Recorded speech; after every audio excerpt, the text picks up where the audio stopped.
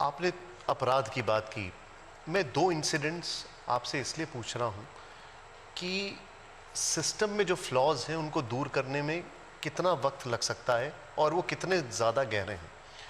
एक गोरखपुर में अभी हाल ही में घटना हुई और आपने बहुत तेज़ी से उस पर रिएक्ट किया। विकास दुबे वाली घटना हुई, उसमें भी पता लगा कि पीछे से कुछ पुलिस वाले उसके साथ इन्वॉल्व थे, उस पर भी आप लोग काम कर रहे हैं। लेकिन जब पुलिस का अपराधीकरण या उसकी वैसी प्रवृत्ति हो जाए तो इसको खत्म करने में जड़ से कितना समय लगेगा? देखिए, उत्तर प्रदेश के बारे में 1990 के दशक में एक रिपोर्ट प्रकाशित हुई थी जिसमें अब माफिया, प्रशासन और राजनेता के गठजोड़ को बेपर्दा करने का प्रयास किया था। दुर्भाग्य से वो रिपोर्ट आगे नहीं बढ़ पाई थी और उस पर कोई कार्रवाई नहीं हो पाई थी। हम लोग इस बात को देखते रहे हैं कि विगत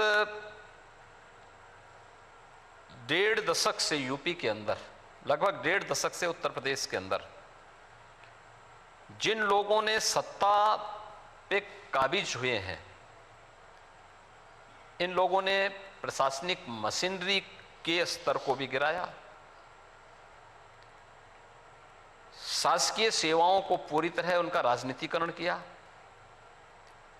राजनीति का अपराधीकरण किया और अपराधियों को सत्ताकरण भी किया। और ये एक दूसरे से जुड़ करके पूरी व्यवस्था को कुंडलनी मार करके बैठ जाते थे, तो स्वाभाविक रूप से आज उनको परेशानी होगी। जब हमारी सरकार इस पे कार्रवाई करती है तो परेशानी तो उन लोगों को होगी। मुझे एक बात बताइए, जितने दुर्दांत अपराधी और माफिया हैं, विपक्ष के जितने दल हैं, कौन ऐसा दल है इनमें से जिन लोगों ने अपने यहां से इन दुर्दांत माफिया और अपराधियों को एमएलए या एमपी न बनाया हो या उनको प्रश्रय न दिया हो? उनकी परेशानी आज इस बात की है कि इन माफिया और अपराधियों के खिलाफ सरकार कानून सम्मत कार्रवाई क्यों कर रही है, उनके द्वारा हड़पी गई संपत्तियों को जब्त क्यों कर रही है, उनको अपनी अराजकता फैलाने की छूट मिलनी चाहिए। इस बात को लेकर के वे लोग ज्यादा परेशान हैं कि वो नहीं मिल पा रही है और इसको लेकर के वे निरंतर उसमें लगे हुए हैं। लेकिन नहीं, हम लोगों ने 2017 में प्रदेश की जनता को एक वायदा किया था और वो क्या था? अपराध और अपराधियों के प्रति जीरो टॉलरेंस। तो उस जीरो टॉलरेंस के तहत सरकार कार्य करेगी और कार्य कर रही है। एक बड़ी ही पॉजिटिव चीज़ हमने देखी, वो ये थी कि क्राइम रेट कम हो गया और ये हर डेटा में आ रहा है, रिफ्लेक्ट हो रहा है। एनसीआरबी के डेटा में भी आ रहा है, वहाँ पे रजिस्ट्रेशन ज़्यादा हो रहा है। आज कानून मंत्री जी बैठे हुए थे, उन्होंने कहा कि रजिस्ट्रेशन भी नहीं होता था पहले, वो भी हो रहा है।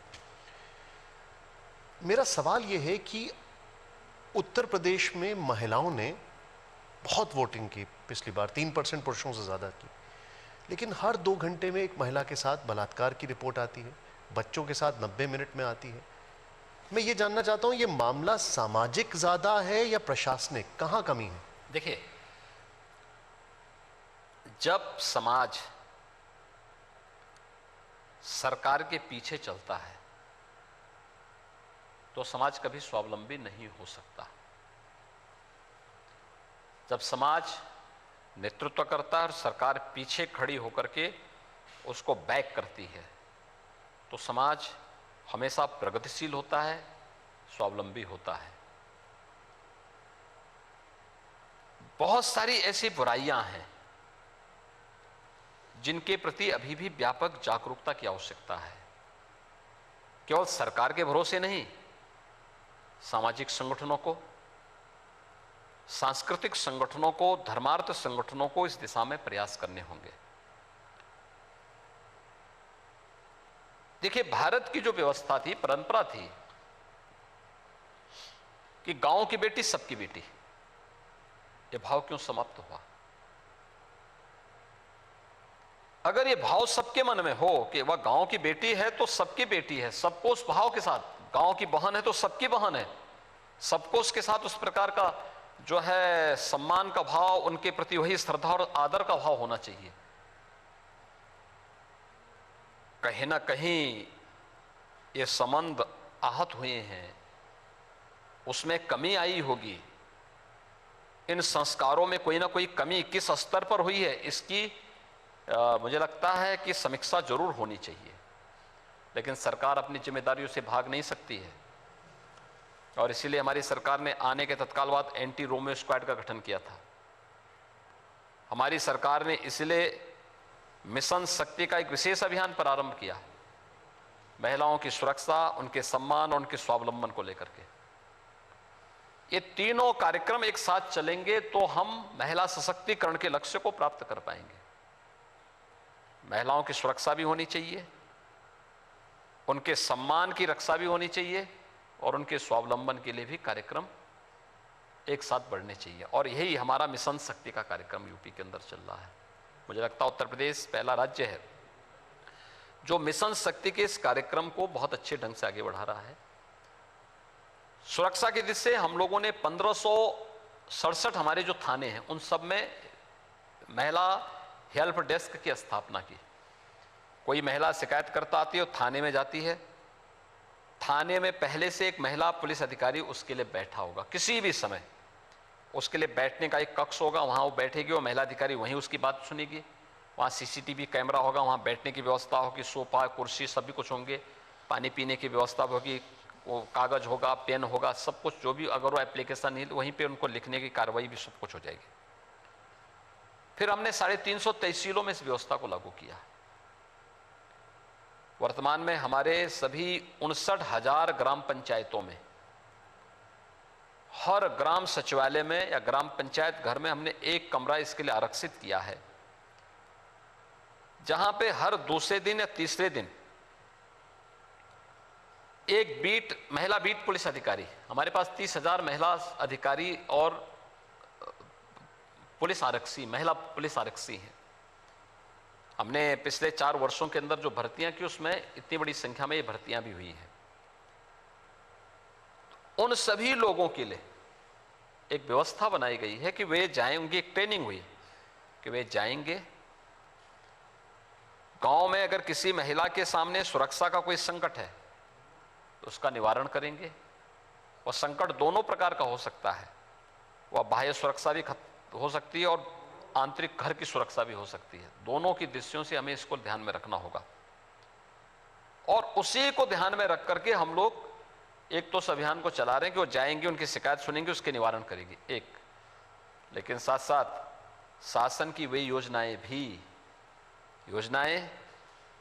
कि जैसे बेटी पढ़ाओ बेटी बचाओ बेटी पढ़ाओ का अभियान भारत सरकार ने शुरू किया था, मातृवंदना अभियान, या फिर उत्तर प्रदेश के अंदर हम लोगों ने जो तमाम योजनाएं चलाई, मुख्यमंत्री कन्या सुमंगला योजना, बालिका के जन्म लेने से लेकर के स्नातक तक की शिक्षा के लिए राज्य सरकार 15,000 रुपए की राशि उनको दे रही है, उसके बारे में उन्हें जानकारी देना। कोई बालिका शादी ब्याह के योग्य हो गई, परिवार की आर्थिक स्थिति नहीं, लेकिन हमने मुख्यमंत्री सामूहिक विवाह की योजना चलाई जिसमें 51,000 रुपये हम उस परिवार को उपलब्ध कराते हैं, उस योजना से उसे जोड़ देना। या वे तमाम योजनाएं, आवास की योजना है, स्कॉलरशिप की योजना है, आपके जो हैं आवास, स्वच्छ भारत मिशन के अंतर्गत शौचालय की योजना है, रोजगार की योजनाएं हैं। प्रदेश के अंदर सभी 59,000 ग्राम पंचायतों में हम लोगों ने बैंकिंग कॉरेस्पॉन्डेंट सखी की नियुक्ति की है। वर्तमान में 52 लाख महिलाओं को हम लोगों ने ग्रामीण आजीविका मिशन के साथ आर्थिक स्वावलंबन के साथ जोड़ा है। उत्तर प्रदेश के अंदर एक बड़े अभियान के साथ हम जोड़ रहे हैं। मेरा मानना है कि महिलाएं आर्थिक रूप से सशक्त होंगी तो स्वावलंबी भी हो जाएंगी, उनको सम्मान भी मिलेगा और वे सुरक्षित भी महसूस होंगी। और राज्य सरकार ने मिशन शक्ति के इस कार्यक्रम को उसी के साथ जोड़ा हुआ है, जिसमें हर महिला पुलिस अधिकारी के साथ साथ स्वयंसेवी संगठन, सामाजिक संगठन, जनप्रतिनिधि तो योगदान दे ही रहे हैं। 30,000 महिला पुलिस आरक्षी और पुलिस अधिकारी भी इसके साथ जुड़े हुए हैं। ये कार्यक्रम हमारा प्रदेश के अंदर चल रहा है और मैं इस बात को मानता हूं, वर्षों की जो समस्या है फेज वाइज आप देखेंगे उसका समाधान का रास्ता निकलेगा। आज आप देखते होंगे किसी राजनीतिक दल से जुड़ी हुई अगर कोई बहन या बेटी नहीं है और वह एकदम किसी राजनीतिक दल से अलग होकर के अगर बात कर रही है तो अपने आप को प्रदेश के अंदर सुरक्षित महसूस करती है।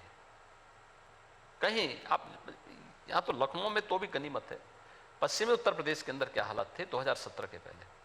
आज ऐसा नहीं है, आज तो हर बालिका स्कूल जा सकती है, बेखौफ जा सकती है, कोई उसको छिटाकसी नहीं कर सकता, कोई उसको जबरन नहीं उठा के ले जा सकता, क्योंकि ले जाने वाले को मालूम है कि इसके बाद क्या होने वाला है।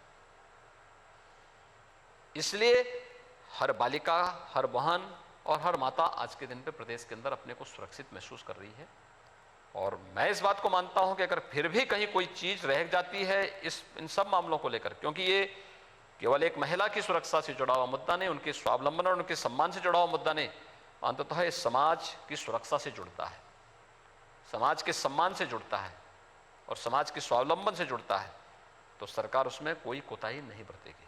अड़ी सोमवार से शुक्रवार शाम 6 बजे सिर्फ TV9 भारतवर्ष पर।